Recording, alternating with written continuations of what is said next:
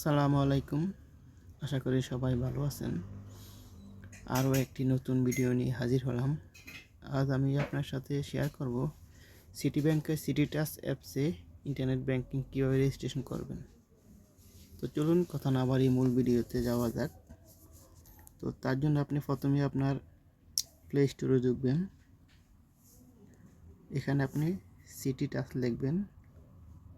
City bank লেখলেও অ্যাপটা চলে আসবে। এই যে সিটি ব্যাংক অ্যাপস লেখলেও এই যে সিটি টাচ এই অ্যাপটা এখান থেকে আপনি ইনস্টল করবেন।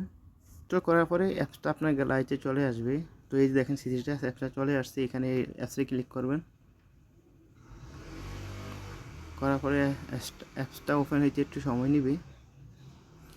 তারপরে এই যে আপনি দেখছেন রেজিস্ট্রেশন, এই যে আপনি দেখছেন সাইন ইন নাও, আপনি এখন সাইন ইন করতে হবে যেহেতু আপনার অ্যাকাউন্ট নাই। তো আপনি রেজিস্ট্রেশন করার জন্য এই সাইন ইনে ক্লিক করবেন। তারপরে এই যে এখানে দুইটা অপশন আছে, একটা কার্ডের মাধ্যমে করতে পারবেন আর একটা অ্যাকাউন্ট নাম্বারের মাধ্যমেও করতে পারবেন। এখানে দুইভাবে করার পদ্ধতি আছে। তো আমি অ্যাকাউন্ট নাম্বার দিয়ে করব, তো আমি অ্যাকাউন্ট নাম্বার দিয়ে দিচ্ছি। অ্যাকাউন্ট দিলাম, অ্যাকাউন্ট নাম্বারটা এখানে দিয়ে দিলাম। তারপরে অ্যাকাউন্ট হোল্ডারের নাম, এখানে নামে ক্লিক করার পরে এখানে সব তথ্য চলে আসবে। এই যে দেখেন আপনার সকল তথ্য চলে আসছে।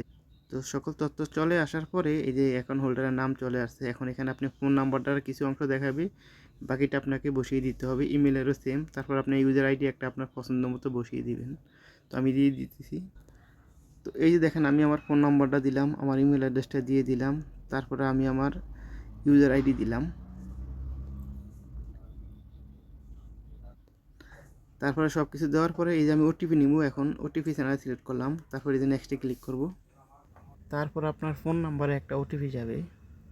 তো সেই ওটিপিটা এনে এখানে আপনি দিবেন, দিয়ে নেক্সটে ক্লিক করবেন। নেক্সটে ক্লিক করবেন, তারপর একটু লোডিং নেবে। তারপর আপনাকে এই অপশনে নিয়ে আসবে। এখানে আপনি অ্যাপসে ঢোকার জন্য একটা পিন তৈরি করতে পারেন 6 সংখ্যার। উপরে আপনি পিন দিবেন, তারপরে কনফার্ম পিন, তারপরে পাসওয়ার্ড দিবেন। অ্যাপসে ঢোকার পাসওয়ার্ড প্রথম দিবেন পাসওয়ার্ড, তারপরে কনফার্ম পাসওয়ার্ড, এই দুইটা ফিল আপ করবেন, দিয়ে নেক্সটে ক্লিক করবেন। তো আমি দিয়ে দিতেছি। এই যে আমি সবগুলো ফিল আপ করলাম।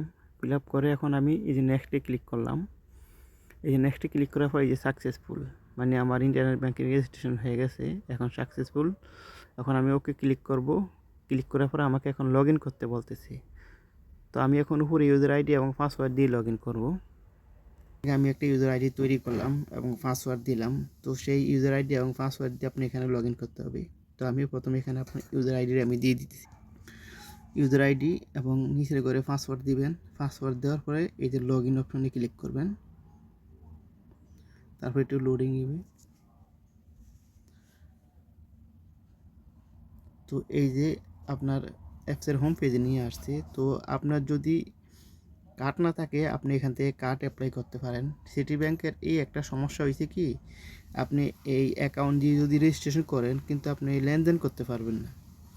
আপনার এখানে ডেবিট কার্ড আগে অ্যাক্টিভ করতে হবে, অ্যাড করতে হবে। এই আপনার এই অ্যাকাউন্টের আন্ডারে একটা ডেবিট কার্ড নিতে হবে।